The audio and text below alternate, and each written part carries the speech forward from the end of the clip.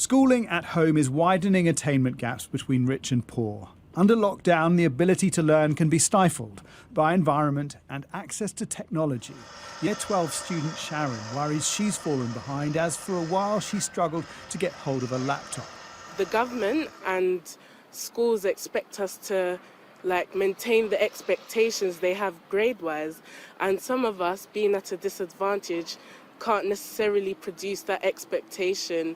One student is so frustrated he wrote to Sky News to complain that the government isn't doing enough to, as he put it, mitigate the months of lost learning. Aaron Billingsley, a year 10 from Sutton Coldfield, is worried about the damage to next year's GCSEs.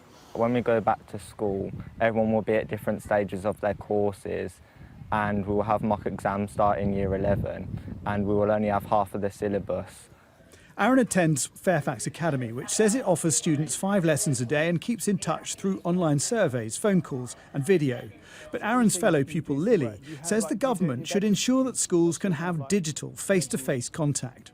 They could definitely get schools, encourage schools to put us on Zoom calls more and utilise all of these things that we could be using. What we would normally be spending in lesson and getting support from the teachers, we are spending on our own, and when we do need that help, you can message the teachers, and most of them do reply, but some of them don't. Survey company TeacherTap found hundreds of thousands of students, mostly from disadvantaged backgrounds, are studying for less than an hour a day since schools closed. In deprived areas, 43% of secondary school teachers said their pupils studied for less than an hour, which compares to just 4% in private schools and 14% in affluent intake state schools, where students work for much longer at home.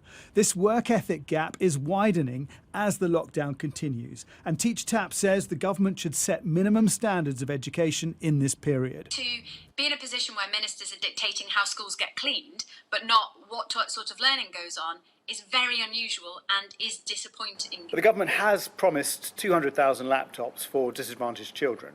They've not made sure that those are in the hands of those pupils. So I think that's one reason why the government aren't saying that schools have to deliver online learning, because they know that they haven't made sure that every pupil has got the ability to do it. I think that this coronavirus exposes a deep digital divide in our country, the digital haves and the digital have-nots. We must have summer schools. We must offer these left-behind pupils a chance to catch up. While some Year 10s in the state sector believe they were falling behind, those in fee-paying schools are more confident. Samuel from St Edward's Senior School has a full timetable of online streamed lessons. So the teachers' cameras are on, so it's good to sit because it makes you feel like you're properly in school. Although it's different, it gets you into that mindset. Afternoon, Oakley, Oliver, Patrick. Oh, you're all coming in now. You're all flooding in. Hello. Wonderful. The headmaster at St Edward's Primary even streams an assembly to his students every day. But many children elsewhere feel they're on their own.